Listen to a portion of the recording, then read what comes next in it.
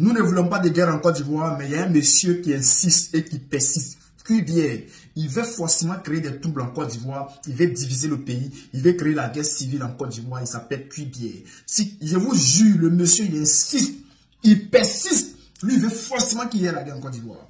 On va l'écouter et vous allez voir par cette démonstration comment Cubière veut créer la guerre en Côte d'Ivoire. Cubière est un ancien rebelle, il a fait partie de la rébellion.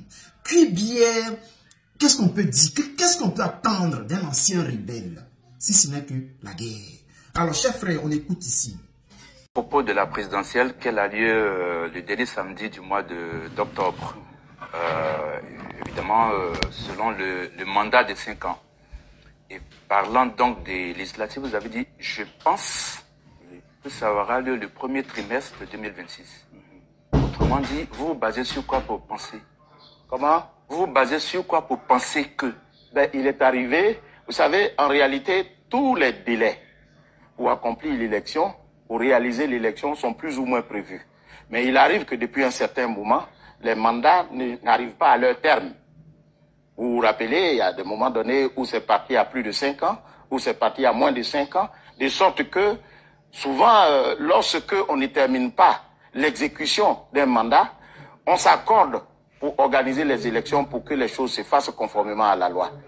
Alors donc, voilà pourquoi je n'ai peut-être pas cette précision. J'ai dit, pour ce qui est de l'élection du président de la République, c'est prévu par la Constitution. Pour les autres élections, c'est certainement prévu, mais comme les choses n'ont pas été en son temps respectées comme il se devait, voilà pourquoi je dis, certainement, c'est en début du mois, comme on appelle de l'année 2025. Autrement dit, sur ce point, ce n'est pas très clair. Concernant donc la révision de la liste électorale, quand est-ce qu'il y a eu la dernière révision? Ben, c'est en 2022. 2022, en fait, 2021-2022. Vous savez, à un moment donné, compte tenu de la charge financière justifiée par ces différentes opérations, nous les faisons à cheval sur 2 ans. Voilà pourquoi ça donne l'impression qu'on ne l'a pas fait pour certaines années. Sinon, en 2022-2023, nous avons fait la révision de la liste électorale. Mais c'est toujours à cheval sur 2 ans. Donc, voilà. Autrement dit, vous violez vous-même l'article 6 du code électoral qui dit très clairement que la liste électorale est tenue à jour annuellement par la CEE. Vous violez cela? Non, nous ne violons pas, nous faisons une application intelligente de la loi. C'est une façon de dire que vous violez. Ok. Parce que voyez-vous, en fait, ce que je voulais dire, voyez-vous, même si la loi le dit et que la population ne répond pas à ce que la loi a dit, nous utilisons les artifices comme la loi nous le permet pour faciliter l'accomplissement de cette mission-là. C'est pour cette raison que nous le faisons. Voilà. Il y a une loi, il faut la respecter. Oui, c'est ça.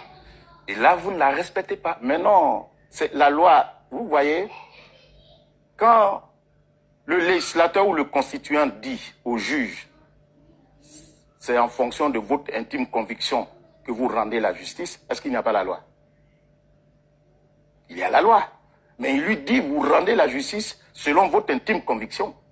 L'intime conviction, c'est le pouvoir discrétionnaire qu'a celui qui exécute la loi d'apprécier son application sur le terrain. Et c'est cette faculté que nous nous donnons pour que la loi puisse atteindre son objectif. Ce n'est pas violer la loi, c'est une application intelligente de la loi. Le gars là, il va péter le pays. Il va péter le pays. Regardez seulement.